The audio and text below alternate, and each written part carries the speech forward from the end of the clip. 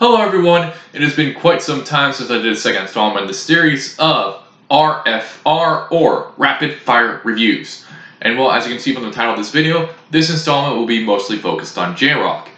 Now, there will probably be multiple installments talking about J-Rock. That does not mean that non-J-Rock focused ones will not have at least one J-Rock album in there. Just as a little disclaimer. Anyways, without further ado, we're going to go ahead and jump right into it with our first album of 10, which is XTOPIA by Jiluka. Well, I remember hearing the Covers EP during the early part of 2020, and after hearing this, let me first and foremost say that Covers EP seems like more like a novelty release in hindsight because it sounds nothing like this.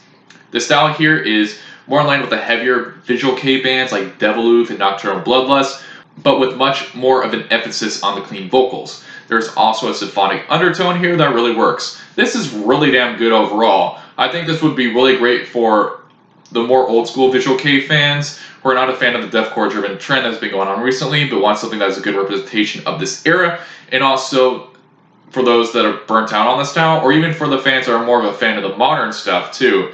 And I think this is a release that both demographics would definitely really enjoy. My only gripe here is, aside from the climax, I was not a fan of the closing song, The Purge. The breakdowns on this mini album, though, are so good. This is definitely a big recommend for me. I'm feeling an 8 out of 10 on this one, giving it a tier of excellent. We move from one visual K band to another with the new Lynch album, ULTIMA.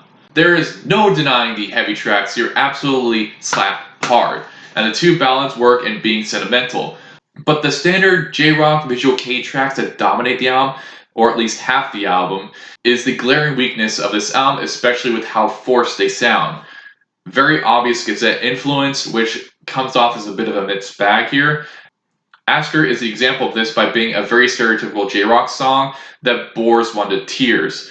With all that out of the way, the moments when this album is able to just pull out punches is concedes and landing them on the listener. This may grow on me, but as of right now, I see a decently above average J-Rock release that is at least worth your time if you're into Lynch's heavier stuff, or if you're looking for something to fill that Gazette itch in 2020. I'm feeling a 7 out of 10 on this, giving it a tier of good. Oh hello, future me, as I'm going to go ahead and interject on the next two picks. I'm re-recording them. I did not like the way they turned out on the original recording of this, so that is why there's this outfit change. For the next album, this is actually going to be the first album in the series. Like I said, this is not going to be all releases that come out in the same year of the video, and this is going to be a bit of a throwback album with Ambivalent Symphony by Exist Trace. Exist Trace is a band that I can definitely appreciate, as they were one of the first J-Rock bands I listened to songs from. Well, I've never fully done a deep dive of their discography before. They still have some songs that I really like, you know. There's Water off of, I think the album's the Heretic Eulogy. There's Ginger, which is off of Virgin. They have really good songs in their catalog. And Ambient Symphony is a really underrated visual K gem that is the start of there's change in the sound that they would transition into.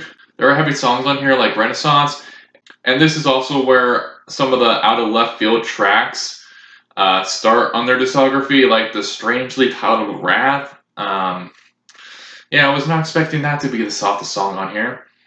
There are a lot of this that does fall under some of the older visual K tropes, but this really does this so well. This is a really strong release. It's something I really do like. I feel like this is something definitely a lot of visual K fans will enjoy. This does feel like it is a little under the radar, so if you've not heard this before, it's definitely something I can recommend checking out. I'm feeling a light 8 out of 10 on this, giving it a tier of great. And now we move back to the present time with the EP that they released this year, The Only Garden. Existence is absolutely fantastic and is a great mesh of their older style and their current direction the band is in. It is sure to make new fans and old fans both happy. And then you have the rest of this EP, in which, if I'm going to be 100% honest, I was disappointed by. The rest of the songs here kind of just sound like B-sides to Existence, or like the songs that come in like the back middle half of an album, and this whole thing just seems to be just one really big maxi single. Do not get me wrong, the other songs are not bad or anything like that. They just seem to be so played safe. Even the, oh look, we're doing something out of style track is like this.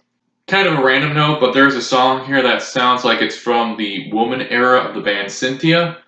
And overall, I just really wish they committed more to the old and new blend on the first track.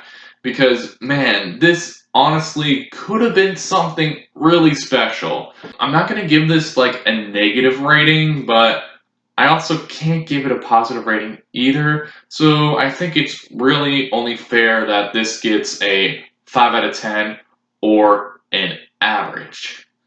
Man, that was kind of a letdown. But anyways, back to the present. Now we leave Visual K and talk about a brand new band that formed this year with Wired by Gunix. This is a rather unique case as they formed during the COVID-19 pandemic. Gunix shows immense promise on their debut by wearing the influence of the likes of Fear and Loathing in Las Vegas and Bloodstained Child on their sleeve, with a bit of a new metal twist. So this is not going to be as serious of a band as it may seem with the premise of forming during the pandemic. Their music is more meant to be like fun party music, stuff where you don't know if you should be raving or moshing. By the way, that is the most accurate description of Fear and Loathing in Las Vegas, by the way. This isn't a perfect debut by many means. There is definitely a lot of things that need to be developed and more ironed out, but on this debut, Gunix has a direction down at least. Here I see the making of a very successful group. I'm definitely looking very much forward to how this group's career trajects. I'm feeling a 7 out of 10 on this one, giving it a good. Up next, we have Karma by Brats. Does anyone else here feel a strong bandmate influence on this album? Regardless if you feel it or not, this is a rather strong outing with a rebellious punk spirit to honestly make one of the best indie J-rock releases of the year. Definitely an 8 out of 10, definitely an excellent, and some of the choruses on this album are just outright earworms, I'm just telling you right now. Good luck not remembering some of these choruses, like even after a month after hearing it, so fair warning. Up next, we got Tricot with 10.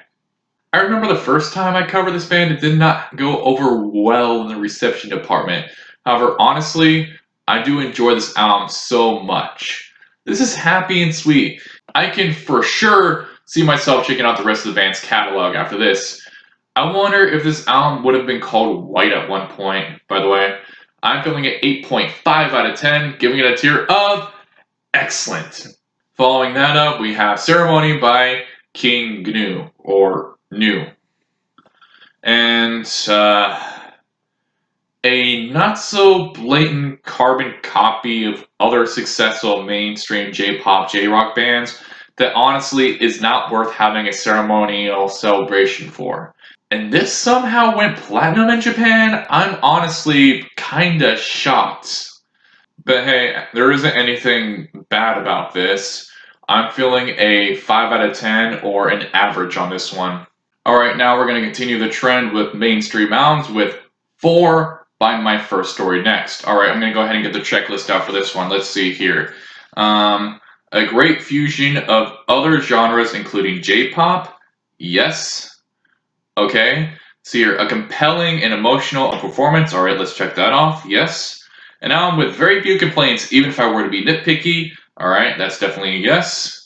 An album that blows every other album in its genre from the last few years out of the water. Yes. An album that exceeded my expectations for it. Yes. Well then, ladies and gentlemen, I present to you one of the best emo albums of the year. I'm feeling a 9.5 out of 10 or a masterpiece on this one. And speaking of albums that I regarded highly from this year, next we got Suck My World by the Oral Cigarettes, in which Suck My World is a vibrant and colorful album. It does really feel like its own world with how rich it is. The Oral Cigarettes don't just bring you into the world, they suck you in. There is not really a moment of boredom during this vibrant album's near hour-long runtime. I was expecting it to be good. I knew this band previously from the Noragami second opening and from the Revisions opening, the latter of which is actually a full song here, but I was not expecting it to be this good. Nor was I expecting a potential 2020 Album of the Year candidate. A 9.5 out of 10 or masterpiece is also what I gave this album. And that is it. I want to know what you guys thought of any of these albums. Let me know in the comments down below. Are there any other J-Rock releases that came out this year that you want me to hear? Also let me know in the comments down below. And of course, I want to thank each and every one of you for taking your time out of your day to watch this review. And I hope that you all have a great day.